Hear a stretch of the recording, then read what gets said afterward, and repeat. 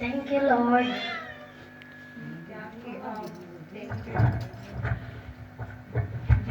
Sister ਜੀ ਪਹਿਲਾਂ ਤੁਸੀਂ ਦੱਸੋ ਇਹਨਾਂ ਨੂੰ ਕੀ ਪ੍ਰੋਬਲਮ ਹੋਈ ਸੀ।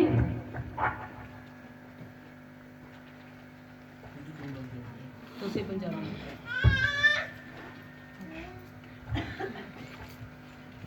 ਸਾਰਿਆਂ ਨੂੰ ਜੈਨ ਸੀ ਜੀ।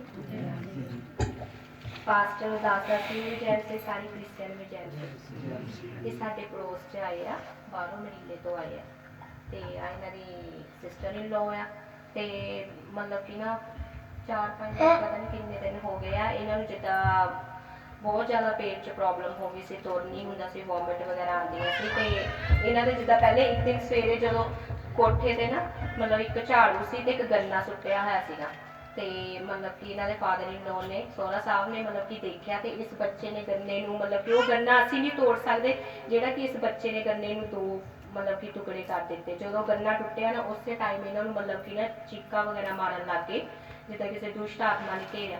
ਉਸ ਟਾਈਮ ਇਹ ਲੈ ਗਏ ਚੈਰੀਟੇਬਲ, ਉਹਨਾਂ ਨੇ ਮਤਲਬ ਕਿ ਰੱਖਿਆ 2-3 ਦਿਨ, ਤੇ ਫਿਰ ਛੁੱਟੀ ਦੇ ਦਿੱਤੀ। ਜਿਸ ਤਰ੍ਹਾਂ ਮੇਰੇ ਹਸਬੈਂਡ ਨੇ ਮਨ 'ਚ ਆਇਆ ਕਿ ਸ਼ਾਇਦ ਪਰਮੇਸ਼ਵਰ ਨੇ ਪਾਇਆ ਆ ਕਿ ਉਹਨਾਂ ਨੂੰ ਦੱਸੋ। ਫਿਰ ਫਾਦਰ ਇਨ ਲੋ ਮੇਰੇ ਸਾਡੇ ਕੋਲ ਆਏ, ਇਹਨਾਂ ਨੇ ਕਿਹਾ ਵੀ ਤੁਸੀਂ ਇੱਦਾਂ ਕਰੋ, ਸਾਡੇ ਪਾਸਟਰ ਜੀ ਕੋਲ ਤੁਸੀਂ ਪ੍ਰਾਰਥਨਾ ਕਰਕੇ ਦੇਖੋ। ਤੇ ਉਹ ਕਹਿੰਦੇ ਕੋਈ ਗੱਲ ਨਹੀਂ, ਮਤਲਬ ਕਿ ਤੁਸੀਂ ਉਹਨਾਂ ਨੂੰ ਘਰ ਲੈ ਆਈਓ। ਤੇ ਉਹਨਾਂ ਨੇ ਇਹੀ ਦੱਸਿਆ ਸੀ ਵੀ ਮੇਰੀ ਮਤਲਬ ਕਿ ਇਹਨੇ ਵੀ ਐਪਲ ਨੇ ਵੀ ਇਹੀ ਕਿਹਾ ਸੀ ਕਿ ਮੈਨੂੰ ਉੱਥੇ ਹਸਪੀਟਲ ਨਾ ਲੈ ਕੇ ਜਾਓ, ਮੈਨੂੰ ਚਰਚ ਲੈ ਜਾਓ, ਕਿਉਂਕਿ ਬਾਹਰ ਚਰਚ ਜਾਂਦੇ ਸੀ ਸੰਡੇ ਦੇ ਸੰਡੇ। ਤੇ ਜਦੋਂ ਪਾਸਟਰ ਜੀ ਆਏ ਰਾਤ ਨੂੰ, ਹਜੇ ਉਹਨਾਂ ਨੇ ਐਂਟਰੀ ਕੀਤੀ ਆ, ਬੈਠੇ ਆ, ਉਸੇ ਟਾਈਮ ਮਤਲਬ ਕਿ ਇਹ ਚੀਕਾਂ ਮਾਰਨ ਲੱਗੇ। ਇੰਨਾ ਜ਼ਿਆਦਾ ਜ਼ੋਰ ਸੀ ਕਿ ਇੰਨੀ ਟੈਨਸ਼ਨ ਸੀ, ਡਰ ਸੀ ਵੀ ਪਤਾ ਨਹੀਂ ਕੀ ਹੋ ਜਾਣਾ। ਬਹੁਤ ਜ਼ਿਆਦਾ ਮਤਲਬ ਕਿ ਦੁਸ਼ਟ ਆਤਮਾ ਸੀ ਕਿ ਤੁਹਾਨੂੰ ਦੱਸ ਨਹੀਂ ਸਕਦੇ, ਉਹ ਸੀਨ ਇੰਨਾ ਜ਼ਿਆਦਾ ਖਤਰਨਾਕ ਸੀਗਾ। ਲੇਕਿਨ ਜਦੋਂ ਪਾਸਟਰ ਜੀ ਨੇ ਪ੍ਰਾਰਥਨਾ ਕੀਤੀ, ਇਹਨਾਂ ਨੂੰ ਵੋਮਿਟ ਵਗੈਰਾ ਆਈਆਂ, ਜੋ ਵੀ ਖਾਧਾ ਸੀ ਉਹ ਨਿਕਲਿਆ। ਫਿਰ ਉਸ ਤੋਂ ਬਾਅਦ ਮਤਲਬ ਕਾਫੀ ਦੇਰ ਪ੍ਰਾਰਥਨਾ ਕਰਦੇ ਰਹੇ, ਲੇਕਿਨ ਇਹਨਾਂ ਦੀ ਪ੍ਰੋਬਲਮ ਬਹੁਤ ਜ਼ਿਆਦਾ ਸੀਗੀ। ਫਿਰ ਬਾਅਦ ਵਿੱਚੋਂ ਇਹ ਕਹਿੰਦੇ ਵੀ ਮੇਰੇ ਕੋਲ ਤੁਰ ਨਹੀਂ ਹੁੰਦਾ। ਫਿਰ ਪਾਸਟਰ ਜੀ ਨੇ ਖੜਾ ਕੀਤਾ, ਇਹਨਾਂ ਦੀ ਪ੍ਰਾਰਥਨਾ ਕੀਤੀ, ਜਸਟ ਉਸੇ ਵੇਲੇ ਮਤਲਬ ਕਿ ਤੁਰਨ ਲੱਗ ਗਏ ਸੀ। ਪਾਸਟਰ ਜੀ ਨੇ ਇਹ ਕਿਹਾ ਸੀ ਕਿ ਆਹ ਵਾਲੇ ਸੰਡੇ ਤੁਸੀਂ ਤੁਰ ਕੇ ਆਓਗੇ।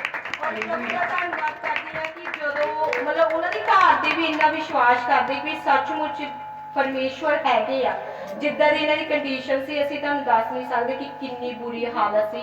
ਕਿ ਇੱਕ ਪ੍ਰਾਰਥਨਾ ਕੀਤੀ ਹੈ ਕਿ ਉਹ ਅਗਲੀ ਮਾਰਨਿੰਗ ਟਾਈਮ ਜਦੋਂ ਅਸੀਂ ਦੇਖਿਆ ਕਿ ਇਹ ਭੱਜਦੇ ਪਏ ਸੀ, ਦੌੜ ਸੀ, ਪਰਮੇਸ਼ਵਰ ਦੇ ਵੱਡੇ ਨਾਮ ਦੇ ਲਈ, ਕਿਉਂਕਿ ਜੋ ਵੀ ਮਤਲਬ ਸੀਨ ਸੀ ਨਾ ਉਹਨਾਂ ਦੇ ਮਾਈਂਡ ਵਿੱਚ ਨਹੀਂ ਹੈਗਾ ਕਿ ਕੀ ਹੋਇਆ ਸੀ।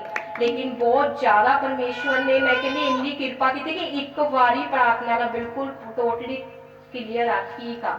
ਮੈਂ ਪ੍ਰਭੂ ਦਾ ਬਹੁਤ ਜ਼ਿਆਦਾ ਧੰਨਵਾਦ ਕਰਦੀ ਹਾਂ ਕਿ ਪਰਮੇਸ਼ਵਰ ਨੇ ਸਾਡੀ ਵੀ ਲਾਜ ਰੱਖੀ, ਕਿ ਸਾਡੇ ਜਰੀਏ ਪਰਮੇਸ਼ਵਰ ਨੇ ਇਹਨਾਂ ਤੇ ਕੰਮ ਕੀਤਾ। ਲੇਕਿਨ ਸਾਨੂੰ ਬੜੀ ਟੈਨਸ਼ਨ ਸੀ, ਪਤਾ ਨਹੀਂ ਕੋਈ ਗੱਲ ਨਾ ਹੋ ਜਾਏ ਸਾਡੇ ਤੱਕ, ਲੇਕਿਨ ਪ੍ਰਭੂ ਤੇ ਵਿਸ਼ਵਾਸ ਸੀ ਕਿ ਪ੍ਰਭੂ ਨੇ ਠੀਕ ਕੀਤਾ ਹੈ। ਔਰ ਮੈਂ ਪ੍ਰਭੂ ਦਾ ਦਿਲ ਤੋਂ ਲੱਖਾਂ ਤੇ ਕਰੋੜਾਂ ਵਾਰ ਧੰਨਵਾਦ ਕਰਦੀ। ਥੈਂਕ ਯੂ ਸਾਰਿਆਂ ਨੂੰ। ਸਿਸਟਰ ਜੀ ਤੁਸੀਂ ਆਪਣੇ ਟੈਸਟੀਮਨੀ ਖੁਦ ਤੋਂ ਇੱਕ ਵਾਰ ਆਪਣੀ ਲੈਂਗੁਏਜ ਦੇ ਵਿੱਚ ਦੱਸ ਸਕਦੇ ਹੋ। ਇਹਨਾਂ ਨੂੰ ਯਾਦ ਨਹੀਂ ਹੈਗਾ ਕੁਝ ਵੀ ਉਹਦੇ ਬਾਰੇ। ਅੱਛਾ, ਕੋਈ ਨਹੀਂ, ਥੋੜਾ ਜਿਹਾ ਬੋਲ ਦੇਣ ਜਿੱਦਾਂ ਆਪਣੀ ਲੈਂਗੁਏਜ ਦੇ ਵਿੱਚ, ਹੈ ਨਾ ਕਿ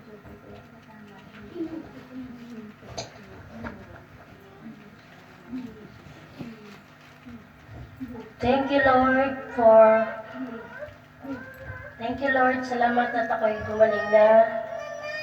Malaking tulong sa akin to ngayon, ako ay nakakatayo na po para sa aking dalawang anak po. Maraming salamat po at salamat din po sa mga pastor po. Amen.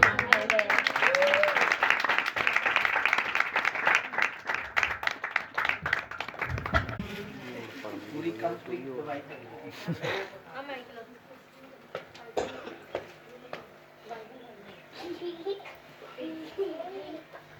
ਸਾਰਿਆਂ ਨੂੰ ਜੈਨ ਸ੍ਰੀ।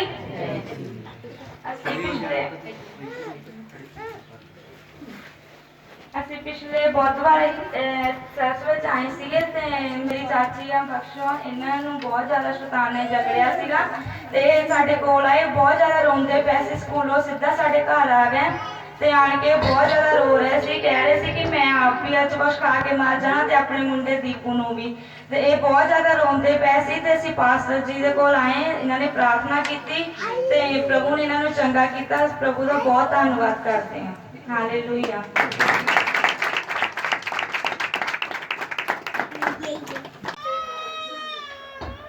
ਹਾਲੇਲੂਇਆ।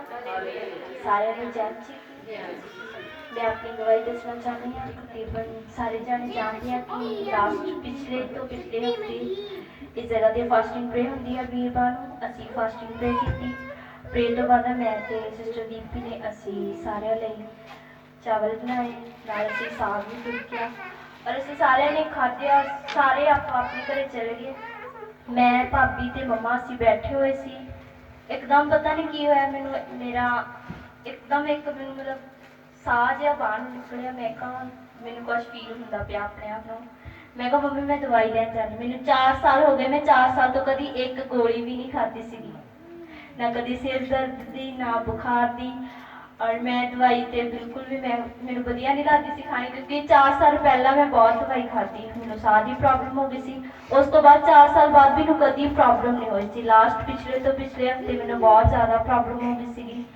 ਵੀਰਵਾਰ ਨੂੰ ਇੱਦਾਂ ਹੀ ਅਸੀਂ ਬੈਠੇ ਸੀ, ਮੈਂ ਤੇ ਭਾਬੀ ਦਵਾਈ ਲੈਣ ਚੱਲੇ ਔਰ ਮੰਮੀ ਕਹਿੰਦੇ ਨਹੀਂ ਤੁਸੀਂ ਪਹਿਲਾਂ ਨਾ ਮਨੋਹਰ ਭਾਜੀ ਦੇ ਕੋਲੋਂ ਪ੍ਰੇ ਕਰਵਾ ਕੇ ਫੇਰ ਜਾਇਓ। ਮੈਂ ਕਿਹਾ ਚਲੋ ਠੀਕ ਆ। ਅਸੀਂ ਘਰੇ ਭਾਬੀ ਜੀ ਨੂੰ ਫੋਨ ਲਾਇਆ, ਰਿਪਕਾ ਭਾਬੀ ਨੂੰ। ਭਾਬੀ ਕਹਿੰਦੇ ਕਿ ਟੀਨਾ ਵੀ ਪਾਸਟਰ ਜੀ ਵੀ ਇੱਥੇ ਹੀ ਆ ਤੇ ਤੁਹਾਡੇ ਪਾਪਾ ਤੇ ਨਾ ਮਨੋਹਰ ਵੀ ਉਹ ਕਿਸੇ ਦੇ ਘਰੇ ਪ੍ਰੇਅਰ ਲਈ ਗਏ ਹੋਏ ਆ। ਫਿਰ ਅਸੀਂ ਪਾਪਾ ਨੂੰ ਫੋਨ ਕੀਤਾ ਔਰ ਪਾਪਾ ਨੇ ਤੇ ਮਨੋਹਰ ਭਾਜੀ ਨੇ ਪ੍ਰੇ ਕਰਦੇ ਹੀ ਪਏ ਸੀ ਕਿ ਮੇਰਾ ਸਾਹ ਮਤਲਬ ਕਿ ਉੱਪਰਲੇ ਉੱਪਰ ਸੀ ਔਰ ਥੱਲੇ ਸਾਹ ਹੈ ਨਹੀਂ ਸੀ। ਸਿਰਫ ਇੱਕ ਹੀ ਸਾਹ ਸੀਗਾ ਮੇਰੇ ਗਲੇ ਦੇ ਵਿੱਚ ਸੀ। ਸਿਰਫ ਉਹ ਹੀ ਸਾਹ ਤੇ ਡਿਪੈਂਡੈਂਟ ਸੀ ਕਿ ਮੇਰਾ ਸਾਹ ਆਊਗਾ ਜਾਂ ਨਹੀਂ ਆਊਗਾ। ਔਰ ਮੈਂ ਪ੍ਰਭੂ ਦਾ ਧੰਨਵਾਦ ਕਰਦੀ ਹਾਂ। ਮੈਂ ਉਸੇ ਦਿਨ ਅਸੀਂ ਤਕਰੀਬਨ ਰਾਤ ਨੂੰ 10 ਵਜੇ ਛੁੱਟੀ ਮਿਲ ਗਈ ਸੀ ਹਸਪੀਟਲ ਤੋਂ, ਅਸੀਂ ਘਰ ਆ ਗਏ। ਫਿਰ ਦੂਸਰੇ ਦਿਨ ਸ਼ੁੱਕਰਵਾਰ ਨੂੰ ਫਿਰ ਅਸੀਂ ਬੈਠੇ ਸੀ, ਬ੍ਰਦਰ ਮਨੋਹਰ ਹੁਣੀ ਸਾਡੇ ਘਰ ਆਏ ਹੋਏ ਸੀ। ਅਸੀਂ ਰੋਟੀ ਖਾਧੀ ਸਾਰੇ ਜਣੇ ਨੇ ਬੈਠ ਕੇ। ਮੈਂ ਬਿਲਕੁਲ ਠੀਕ ਸੀਗੀ ਔਰ ਮੈਂ ਮੈਡੀਸਨ ਲਈ। ਉਸ ਤੋਂ ਬਾਅਦ ਮੈਂ ਸੋ ਗਈ ਤੇ ਮੇਰੇ ਸੁੱਤੇ ਨੂੰ ਇੱਕਦਮ ਘਬਰਾਹਟ ਹੋਈ, ਮੈਂ ਉੱਠ ਕੇ ਬਹਿ ਗਈ। ਫਿਰ ਮੇਰਾ ਸਾਹ ਇੰਨਾ ਜ਼ਿਆਦਾ ਹੋ ਗਿਆ ਕਿ ਮੈਨੂੰ ਪੂਰੇ 2 ਦਿਨ ਆਕਸੀਜਨ ਲੱਗੀ ਰਹੀ। ਮੈਨੂੰ ਆਕਸੀਜਨ ਉਤਾਰਨ ਤੋਂ ਬਿਨਾਂ ਸਾਹ ਬਿਲਕੁਲ ਵੀ ਨਹੀਂ ਆਉਂਦਾ ਸੀ। 1 ਮਿੰਟ ਵੀ ਲਾ ਦਿੰਦੇ ਸੀ ਤਾਂ ਮੈਨੂੰ ਇੱਦਾਂ ਲੱਗਦਾ ਸੀ ਕਿ ਮੈਨੂੰ ਕੁਛ ਹੋਣ ਲੱਗਾ, ਮੈਨੂੰ ਸਾਹ ਨਹੀਂ ਆਉਂਦਾ ਸੀਗਾ। ਔਰ 2 ਦਿਨ ਆਕਸੀਜਨ ਲੱਗੀ ਰਹੀ। ਔਰ ਉਸ ਜਗ੍ਹਾ ਤੇ ਦੂਸਰੇ ਦਿਨ ਜਦੋਂ ਸ਼ਨੀਵਾਰ ਨੂੰ ਇੱਕ ਸਿਸਟਰ ਆਏ, ਉਹ ਕਹਿੰਦੇ ਕਿ ਮੇਰੀ ਨਾ ਪ੍ਰੇਅਰ ਦੀ ਡਿਊਟੀ ਆ, ਮਤਲਬ ਸਾਰੇ ਪੇਸ਼ੈਂਟਸ ਤੇ ਮੈਂ ਪ੍ਰੇ ਕਰਦੀ ਹਾਂ। ਮੈਂ ਕਿਹਾ ਚਲੋ ਠੀਕ ਆ। ਉਹ ਕਹਿੰਦੇ ਤੂੰ ਪ੍ਰਭੂ ਨੂੰ ਮੰਨਦੀ ਆ? ਮੈਂ ਕਿਹਾ ਹਾਂਜੀ। ਉਹਨਾਂ ਨੇ ਮੇਰੇ ਨਾਲ ਬਹੁਤ ਸਾਰੀਆਂ ਗੱਲਾਂ ਕੀਤੀਆਂ। ਤਕਰੀਬਨ 1 ਘੰਟਾ ਉਹ ਮੇਰੇ ਨਾਲ ਉਹਨਾਂ ਨੇ ਟਾਈਮ ਸਪੈਂਡ ਕੀਤਾ, ਮੇਰੇ ਨਾਲ ਗੱਲਾਂ ਬਾਤਾਂ ਕੀਤੀਆਂ ਔਰ ਉਹਨਾਂ ਨੇ ਮੇਰੀ ਆਕਸੀਜਨ ਉਤਾਰੀ। ਔਰ ਮੈਨੂੰ ਉਸ ਤੋਂ ਬਾਅਦ ਮੈਨੂੰ ਬਿਲਕੁਲ ਨਹੀਂ ਇੱਦਾਂ ਲੱਗਾ ਕਿ ਮੈਨੂੰ ਆਕਸੀਜਨ ਮੇਰੀ ਉਤਾਰੀ ਹੋਈ ਆ, ਮੈਨੂੰ ਸਾਹ ਨਹੀਂ ਆਉਂਦਾ। ਮੈਂ ਉਸ ਟਾਈਮ ਤੋਂ ਬਿਲਕੁਲ ਠੀਕ ਆ। ਮੈਂ ਪ੍ਰਭੂ ਦਾ ਬਹੁਤ ਜ਼ਿਆਦਾ ਧੰਨਵਾਦ ਕਰਦੀ ਹਾਂ ਜਿਹਨੇ